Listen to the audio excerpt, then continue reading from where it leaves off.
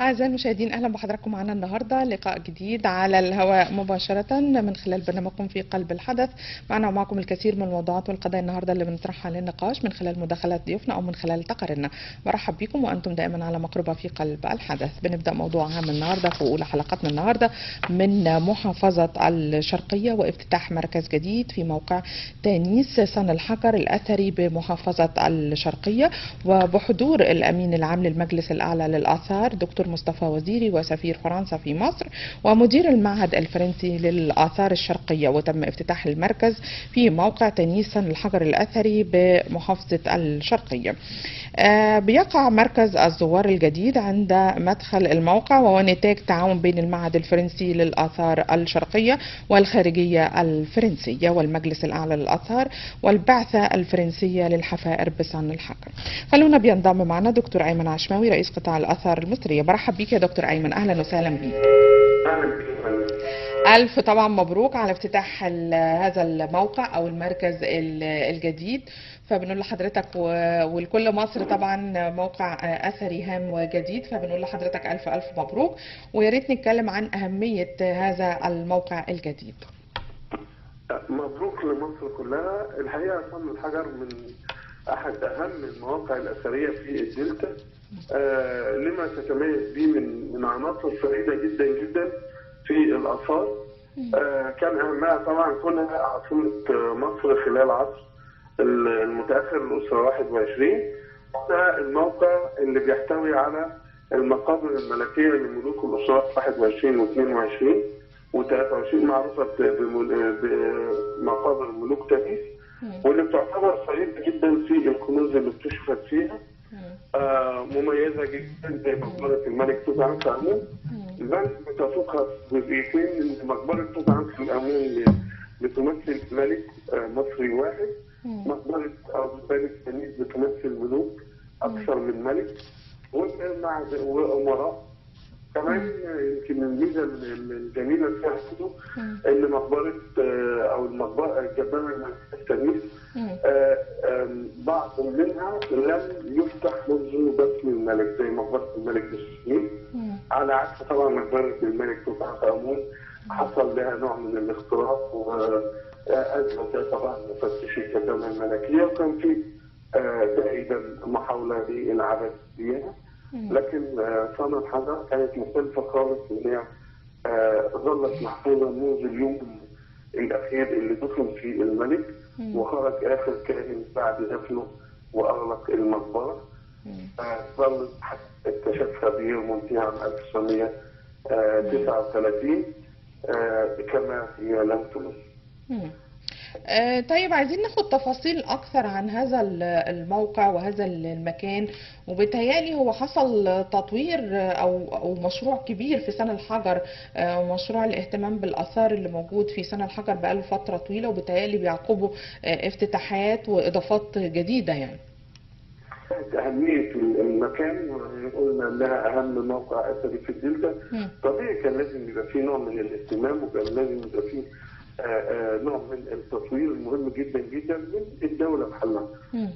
على مستوى المجلس الأعلى للآثار، احنا الموقع بيحتوي على أكبر عدد من المسلات اللي موجودة في مصر، وفعلا نقل بعض عن تزيين ميادين مصر في العاصمة الإدارية والمتحف المصري والتحرير. بالتالي كان لازم فعلا بالأهمية دي نهتم بيها. بدأنا منذ عام 2018 أعمال تطوير في المنطقة، فأقمنا في الموقع 6 مسلات. تخيلي مصر حالة ما كانش فيها العدد ده. موقع تانيس مقام فيه دلوقتي يكاد يكون أكبر موقع بيحتوي على مسلات قائمة. 6 مسلات قائمة دلوقتي في تانيس، غير اللي اتنقل عشان تزيين المتحف المصري والتحرير والعاصمة الإدارية. فبدأنا فعلا مشروع التطوير ده. طبعا البعثة الفرنسية بتعمل في الموقع منذ عشرينات القرن العشرين، فبالتالي الامتداد الطويل ده بدعم من الخارجية الفرنسية، واللي أدت الفترة لكشف عن المقابر الملكية اللي اتكلمنا عنها. بس يمكن هي ما خدتش حظها زي توت عنخ آمون، لأن فترة الكشف كانت في الفترة من 1939 ل 1945، هي فترة الحرب العالمية الثانية. العالم كله كان فيه مشغول بالحرب العالميه الثانيه، فما نالكش الحظاظ الكبير من الاعلام والتغطيه. على الرغم ان الملك فاروق في الفتره دي راح فعلا وزارها فتره الكشف واثناء اعمال الكشف، وخصص ليها قاعه كامله في المتحف المصري باسم قاعه ملوك النيس بتعرض التحف الفنيه بتاعتها. بالتالي كان للاهميه ديت احنا بدانا مشروع التطوير من قبل المجلس الاعلى واستكملناه بالتعاون مع الجانب الفرنسي. نوع من حمايه الجبانه الملكيه بدانا من ضمن المشروع اللي افتتحناه بالامس كان عمل مظله جديده لمقبره الملك شاشنق، وعمل مسار للزياره بيها شاشنق الثالث بالتحديد. عمل برضه اعاده ترميم ولوحات في البوابه الخاصه بالملك. وطبعا اهمها كان طبعا مركز الزوار كان يعتبر اللي هو تحفه الافتتاح، لانه فعلا يعتبر بيعرض لمجموعه من الاثار اللي موجوده في كنيس، الكتل الحجريه اللي كانت معروضه في العراء، وطبعا بيعرض لفيلم عن المنطقه، وطبعا لوحات بتوضح تاريخ المنطقه واعمال الكشف اللي تمت فيها واهم انجازاتها. زي ما حضرتك كده ذكرت ان هو ده في سياق التعاون بين الحكومتين الفرنسية والمصرية، وبالتالي التعاون ده لإبراز وقيمة هذا الموقع الأثري وكمان التنمية السياحية في منطقة شرق الدلتا كمان. ده بيعتبر ده حقيقي، لأن ده بيعتبر من أكثر المناطق الأثرية اللي هي جاذبة للسياحة في الدلتا. إذا ما كانتش بنفس القوة والأعداد السياحة في المناطق الأخرى في مصر، لكن منطقة تونس تعتبر هي الوجهة أو المقصد الرئيسي لكل السياحة اللي بتحب تزور الدلتا أو السائحين اللي بيحبوا يزوروا الدلتا. تعتبر منطقة تونس هي ليها تل بسطة من أهم المقاصد السياحية اللي بيزورها السائحين، وبالتالي كان لازم الاهتمام بالتنمية والتطوير ليها.